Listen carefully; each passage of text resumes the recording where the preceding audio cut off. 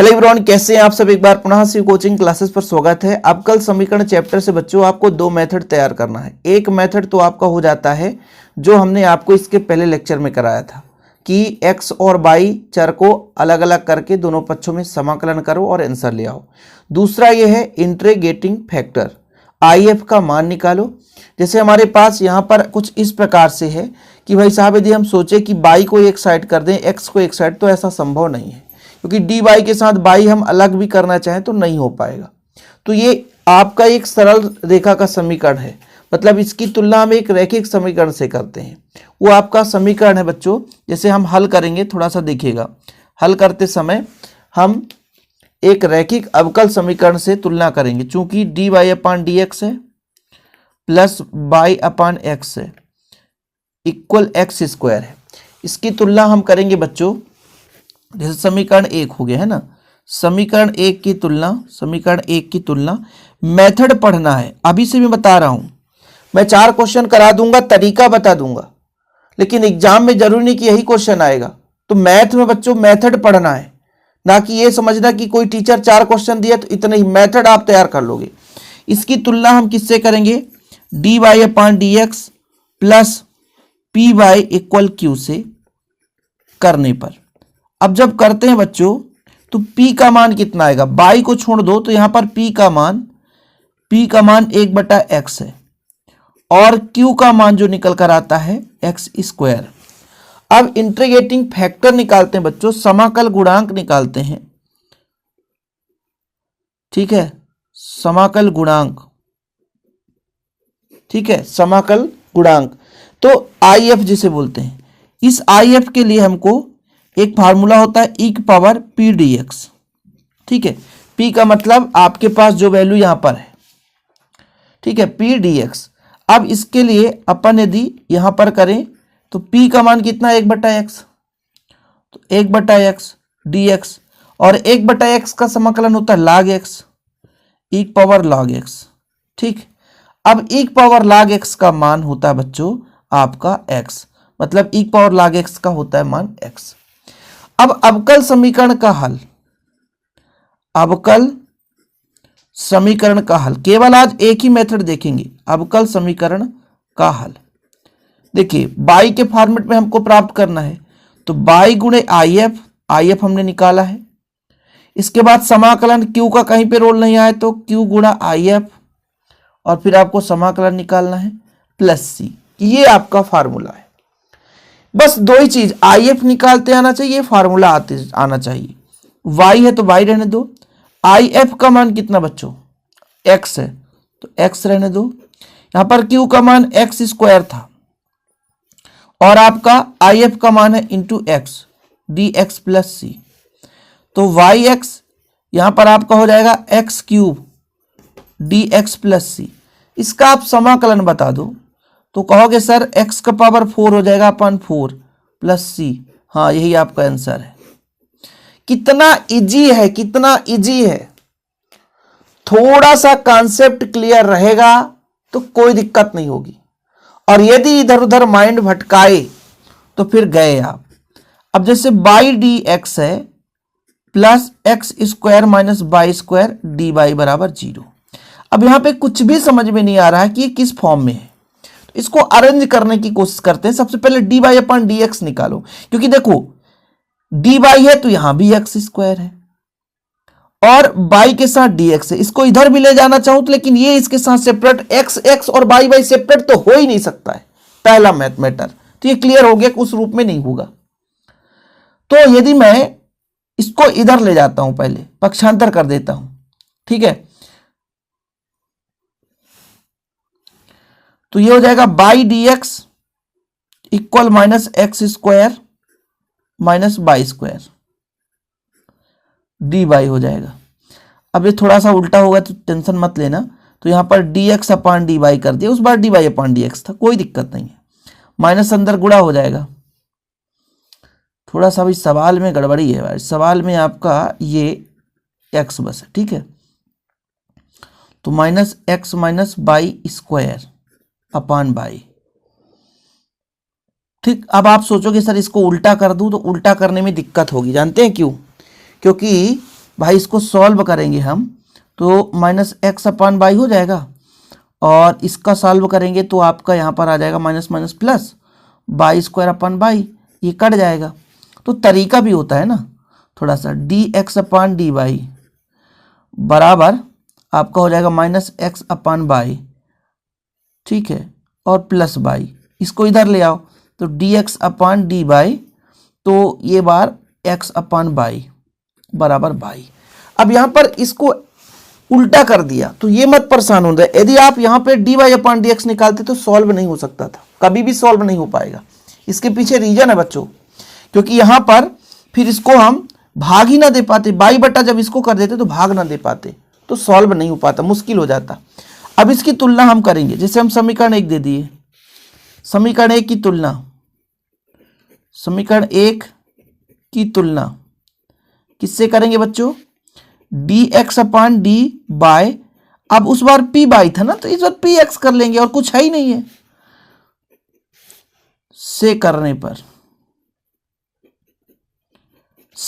पर तो p का मान कितना होगा, यहां पर देखिए, यहां पर x है तो x से p का मान यहां पर बचा हुआ है, p का मान आपका 1/22 है, इधर आ जाएगा तो प्लस में हो गया है ना, इसलिए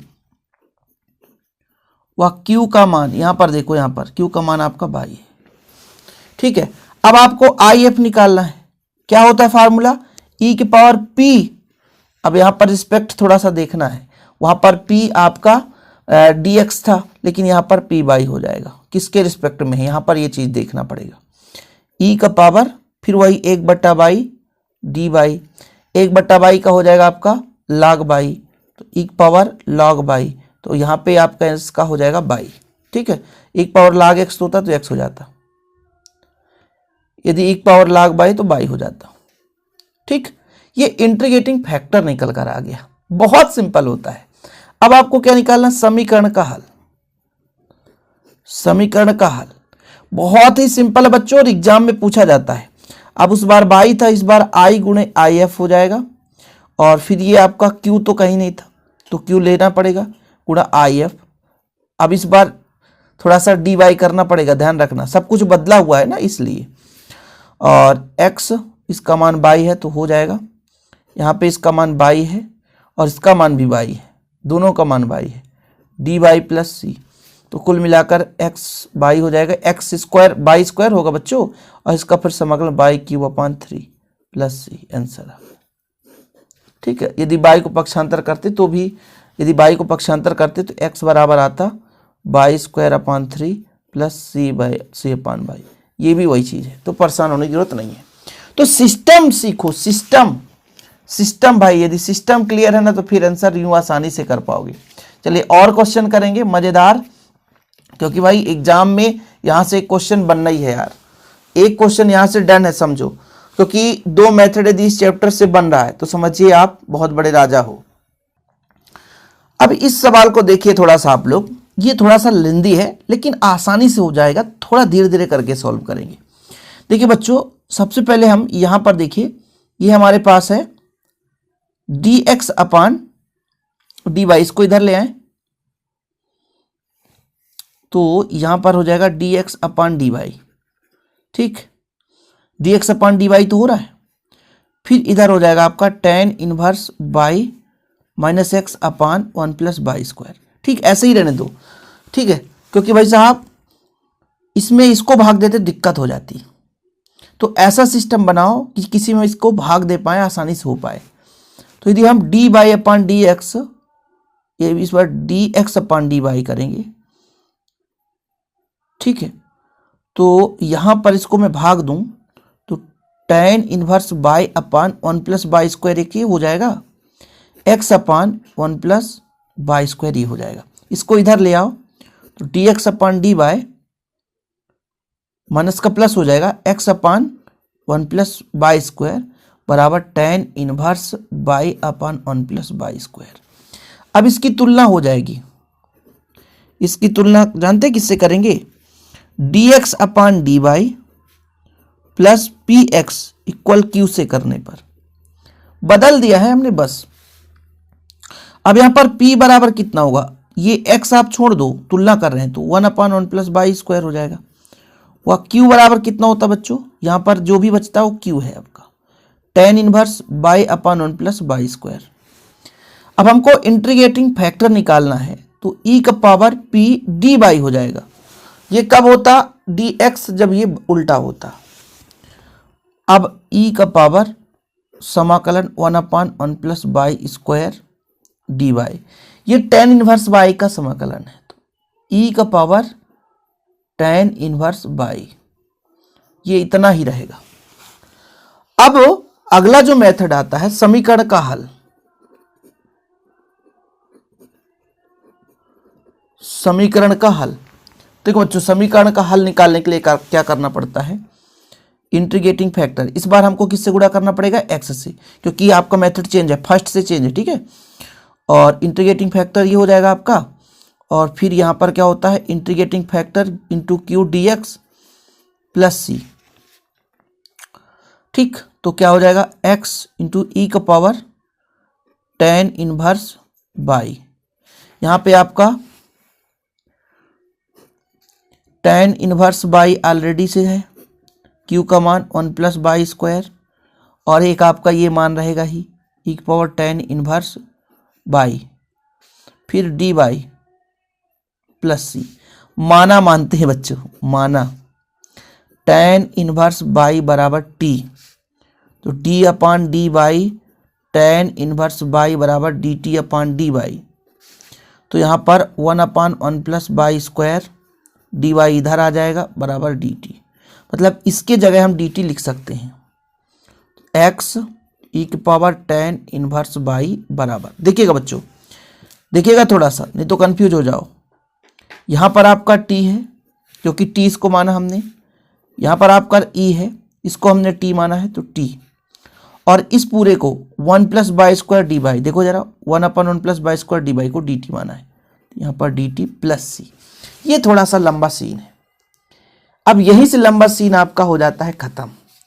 अब इसको फर्स्ट सेकेंड मानने का तरीका ये है कि जो समाप्त हो रहा है उसको सेकेंड मानो, जैसे टी खत्म होने वाला है इन दोनों में से, तो जैसे फर्स्ट फलन दूसरे का समाकलन, भैया जिसको फर्स्ट मानते हैं तो उसका अवकलन होना चाहिए, और अवकलन हो तो धीरे धीरे समाप्त हो, तो फर्स्ट किसको मानेंगे, टी को मानेंगे। तो फर्स्ट फलन हम ले लेते हैं टी को और समाकलन दूसरा, फिर बीच में होता है माइनस, क्या होता है बीच में माइनस, जिसको हम फर्स्ट मानते हैं उसका हम अवकलन करते हैं टी के सापेक्ष में, और जिसको हम सेकेंड मानते हैं उसका समाकलन ही करते हैं, फिर पूरे का समाकलन करते हैं, ये प्रोसेस है। तो टी एक पावर टी ही रहेगा, इसका समाकलन अवकलन एक हो जाएगा, इसका कोई मतलब नहीं, एक पावर टी डी टी ही रहेगा प्लस सी, मतलब टी एक पावर टी ही रहेगा और माइनस एक पावर टी हो जाएगा, ठीक है बच्चों। तो यहाँ पर टी का मान कितना है tan इनवर्स बाई ई का power tan inverse Y plus C, रहने देना बाबू, ठीक है। और क्या क्या आ गया यार, बीच में माइनस होगा tan इनवर्स, फिर से कर लिया, अरे कहाँ से काट पीट कर दिए।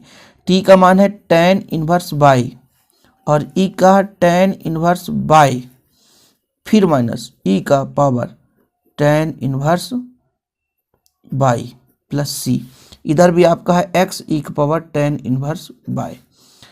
अब देखो बच्चों इसको भाग दूंगा तो यहाँ पे केवल ये बचेगा tan इनवर्स बाई, क्योंकि ये कट जाएगा, ये भी कट जाएगा, यहाँ पर आपका एक बचेगा प्लस c का पाप बटा जाएगा यहाँ पे एक पावर tan इनवर्स बाई, ये आंसर आ गया।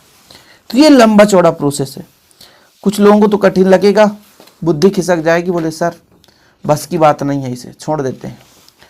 तो जिसके बस की बात नहीं है तो उसके बस की बात मैथ भी नहीं है, समझो, समझ रहे हो ना। मेथड समझते हैं। अगला क्वेश्चन x है d y upon d x है प्लस बाई है बराबर साइन एक्स है। सबसे पहले हमको यहाँ पर कास एक्स को हटाना पड़ेगा, तो इसको हम हटाएंगे, जिसे गुणा है बच्चों तो सब में भाग दे देंगे, तो बाई बटा कास एक्स हो जाएगा बराबर साइन एक्स बटा कास एक्स हो जाएगा। D Y upon D x हो जाएगा। 1/cos का मतलब क्या है? 1/cos का मतलब है sec x, होता है कि नहीं? और इधर sin/cos का मतलब क्या है? tan x। अब देखो बच्चों, इसकी तुलना हम अब फर्स्ट वाले क्वेश्चन से, इसकी तुलना या समीकरण 1 की तुलना किससे करेंगे? इस बार D Y upon D x है प्लस पी इस बार बाई है बराबर क्यू से। चलिए कर देते हैं। तो p बराबर हमारे पास sec x आ गया, वह q बराबर अपने पास tan x आ गया। अब इंटीग्रेटिंग फैक्टर निकालना बच्चों, क्या होता है? e की पावर p d। अब इस बार ध्यान देना है ये किसके रिस्पेक्ट में? x के, तो p dx। e की पावर p का मान कितना बच्चों? sec x dx। इसका आप लोगों को बताना है कितना होता है sec x का। तो इसका होता बच्चों e की पावर प्लस में ही लेना ना, तो आएगा log sec x plus tan x। ठीक है, प्लस में ही लेंगे ताकि सॉल्व करना थोड़ा सा आसान हो जाए। ठीक, ये चीज निकल कर आया। अब जैसे मान लीजिए जो भी लाग में होता बच्चों उसको सामने ले आओ। इसका आप लोगों ने पढ़ा है मान sec x plus tan x। जब भी e की पावर लाग में जो भी रहे उसको सामने ले आओ, वही चीज आपका मान होता है। अभी आपने कई क्वेश्चन देखा ना, फर्स्ट सेकंड में भी यही चीज लगा। अब हम समीकरण का हल कैसे निकालते हैं? समीकरण का हल जैसे वहां पर हम x का करते थे बच्चों, यहां पर बाई गुणे i इंटू एफ की इंटू आई एफ। अब इस बार देखिएगा थोड़ा सा चेंजेस है ना, dx के रिस्पेक्ट में है प्लस सी। बाई का मान हमारे पास नहीं है, आई एफ का मान तो है ना, तो सर इसको पूरे को मान रख दो sec x plus tan x। यहां पे मान रखना पड़ेगा यार दोनों चीज का। समाकलन, इसका मान कितना था? tan x, और इसका मान कितना था? sec x plus tan x और dx प्लस c। अब ये थोड़ा सा यहाँ पे लंबा भवानी काम कहानी हो जाएगा, तो चलिए थोड़ा सा गुणा भाग कर लेते हैं। तो जब गुणा करेंगे बच्चों तो sec x tan x हो जाएगा plus tan square x dx plus c। बताओ अलग अलग करो, sec x tan x dx plus tan square x dx plus c। ये किसका मान है? इसका मान है भाई, बताओ। ये है sec x का ही, ठीक है, लेकिन ये तो सॉल्व हो नहीं रहा है, तो इसको अपन क्या करेंगे? ये सॉल्व नहीं होता है तो इसको चेंज कर सकते हैं sec स्क्वायर x माइनस 1 में। ठीक है, प्लस c हो गया। ये आपका समाकलन हो गया। ठीक है, तो अब आगे ये sec x ही रहेगा। अब यदि बच्चों sec स्क्वायर x का समाकलन करें तो इसका हो जाएगा आपका tan x, और एक का समाकलन x होगा प्लस c। आंसर हो गया। इधर कितना है? By sec x plus tan x। तो ये मेथड है, मेथड। और यदि आप मेथड सीख गए बच्चों तो कोई भी प्रश्न कर सकते हो, कुछ नहीं है। और जिससे मेथड नहीं बनेगा तो कोई भी क्वेश्चन दे उससे बनेगा ही नहीं। अब कुछ लोगों के मन में होगा सर बहुत कठिन प्रश्न आएगा, हम कैसे समझ पाएंगे, कैसे कर? बहुत कठिन भी नहीं दिया जाता है, इतना भी कठिन नहीं देता कि बच्चा ना कर पाए। बिल्कुल सिंपल ही क्वेश्चन देते हैं। जैसे D Y upon D x है और बराबर है by tan x minus 2 sin x। ठीक है, इसको आप सॉल्व करो। तो बच्चों ये बाई के फॉर्म में है, ये आपका D Y upon D x है। ठीक है, इसको इधर ले आओ तो माइनस बाई tan x हो जाएगा बराबर माइनस 2 sin x। यहां पर मैं यदि आपसे कह दूं कि तुलना किससे करेंगे? D Y upon D x है प्लस पी वाई बराबर क्यू से।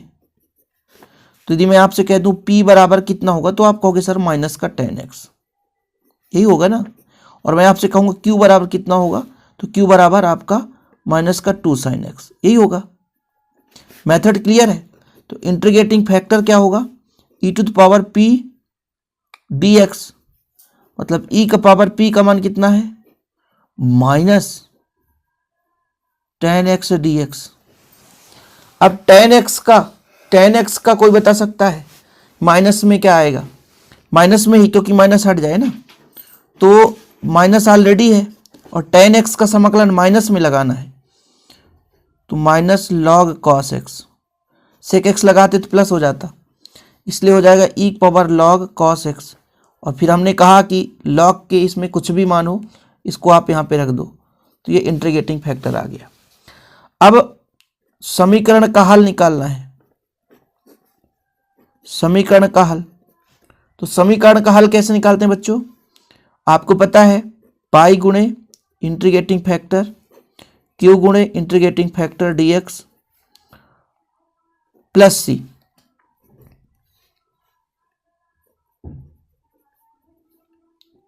क्यू का मान कितना अपने पास माइनस में है ना, तो माइनस बाहर ले लें, 2 sin 2x। आई एफ का मान कितना अपने पास cos x dx प्लस सी। बड़ा लंबा चौड़ा यार, इसको कैसे करेंगे सर, इसको ऐसे करेंगे क्योंकि यहाँ पर केवल साइन x है, तो यहाँ पर साइन x है केवल, तो ये जानते हैं कौन सा फॉर्मेट लग जाएगा, ये साइन 2x का फार्मूला है ना। अब आसान है यार, साइन x का समाकलन cos x होता है, साइन x का समाकलन माइनस cos x होता है, और जो भी कांस्टेंट होता है वो बटे में आता है, ये सबको पता है, जो भी कांस्टेंट वो बटा में आएगा। ये आपका माइनस से माइनस खत्म, cos 2x अपॉन 2 प्लस सी, और इधर बाई cos x, ये लो आंसर आ गया। कुछ भी नहीं है, थोड़ा सा समझो आसानी से आंसर लाओ। तो इस मेथड से एक और क्वेश्चन कर लेते हैं, आखिरी क्वेश्चन करेंगे, ठीक है। हम सिर्फ मेथड समझा रहे हैं बच्चों, मेथड, क्योंकि मैथ में मेथड ही समझाया जा सकता है। कोई कह दे कि यहाँ यही क्वेश्चन आएगा तो फिर भाई ये बहुत बड़ी भूल है आपकी, कभी कभार फंस जाए बात अलग है। अब इसको अपन क्या करेंगे, थोड़ा सा देखिएगा, dy अपॉन dx है, dy अपॉन dx है, तो यदि हम यहाँ पर dy अपॉन dx से ही सॉल्व करेंगे तो नहीं हो पाएगा। क्यों, ये आपका कोई सेट ही नहीं हो पा रहा है, मतलब वो जो मेथड चाहिए वो नहीं हो पा रहा है, इसलिए इसको हम उल्टे मेथड से करेंगे, dx अपॉन dy से, कोई दिक्कत नहीं है। तो ये उलट जाएगा बच्चों, तो x प्लस वाई हो जाएगा, ठीक। तो इस बार हमारा y के रिस्पेक्ट में होगा, तो dx अपॉन dy, यहाँ पे हम ले आएंगे x को ले आएंगे ना, उल्टा हो रहा है इस बार। अब इसकी तुलना किससे करेंगे, समीकरण की तुलना इस बार करेंगे dx upon dy plus px equal q से करने पर p बराबर कितना आएगा -1, देखो यहाँ पे कुछ है नहीं तो -1 ही आएगा, वह q बराबर कितना आएगा आपका बाई। इंटीग्रेटिंग फैक्टर कैसे निकालते हैं, e to the power p, अब इस बार dy करेंगे क्योंकि ये बाई के, देखिए बाई के रिस्पेक्ट में e की पावर -1 और dy, और बाई के रिस्पेक्ट में आपका एक का समाकलन बाई होगा, तो एक पावर माइनस बाई आ गया, एक पावर माइनस बाई आ गया। अभीष्ट हल, समीकरण का अभीष्ट हल कैसे निकालेंगे, इस बार x लेकर चलेंगे, x हो जाएगा इंटीग्रेटिंग फैक्टर हो जाएगा बराबर q इंटू इंटीग्रेटिंग फैक्टर हो जाएगा d, इस बार x नहीं लगेगा, यहाँ पे बाई लगे भाई, बाई के रिस्पेक्ट में प्लस सी। मेन तो ये तो खत्म है यार, ये तो आ गया एक पावर माइनस बाई, ये तो आ गया। इधर का q का मान अपने पास कितना है, q का मान कितना अपने पास बाई गुणे एक power minus Y D Y plus C. तो जैसा मैंने कहा कि जिसका अवकलन करने पर समापन हो जाए, तो यहाँ पे बाई का अवकलन करने पर समापन होता है, तो फर्स्ट उसी को मानेंगे, ठीक है। तो डी अपॉन डी एक्स, ये रूल्स होता है बच्चों, जिसको नहीं पता है तो फिर डूब मरो चुल्लू भर पानी में, क्योंकि उससे कुछ नहीं बनने वाला। मैथ पढ़ने आए यदि सूत्र नहीं बन रहा है तो फिर खत्म। यदि यहाँ पे बाई है तो एक पावर माइनस बाई, लेकिन माइनस का नहीं चिन्ह बदल जाएगा।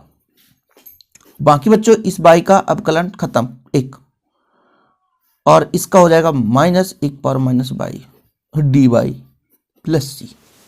चलने दो कहानी बाबूजी, minus minus plus, minus Y एक पावर माइनस बाई और माइनस माइनस प्लस एक power minus Y D Y plus C. अब क्या होगा सर, बाई एक पावर माइनस बाई, इसका फिर से लेकिन माइनस सामने आ जाएगा प्लस सी। एक काम करते हैं, x एक पावर बाई सब में भाग दे देते हैं, भाग दे रहे, मारो भाग मारो भाग, तो यहाँ कटा, यहाँ माइनस बाई बचेगा, यहाँ भी कटा तो -1 बचेगा, ये c के नीचे एक पावर बाई आ जाएगा। बड़ा कठिन आ रहा, माइनस माइनस इधर x प्लस बाई प्लस 1, ठीक सर, इसको ऊपर ले जाओ, c इंटू एक पावर माइनस है तो ऊपर जाएगा प्लस हो जाएगा। यार कितना सिंपल है, लेकिन ये मेथड आप लोग यदि क्लियर कर लोगे तो बनेगा। और छोटे छोटे क्वेश्चन बहुत सारे हैं यार, आपकी बुक में ढेर सारे हैं, आप करो ना। मेथड मैंने बता दिया, मेथड में सिखाऊंगा भाई, मैथ में मेथड सिखा सकता हूं, बाकी कोई सोचे कि पूरा क्वेश्चन तो इम्पॉसिबल है। तो तरीका समझा रहा हूं, इस तरीके से यदि क्वेश्चन करोगे आसानी से बनेगा। प्रैक्टिस कितना करते हो आपके ऊपर है। ओके, जय हिंद, वंदे मातरम।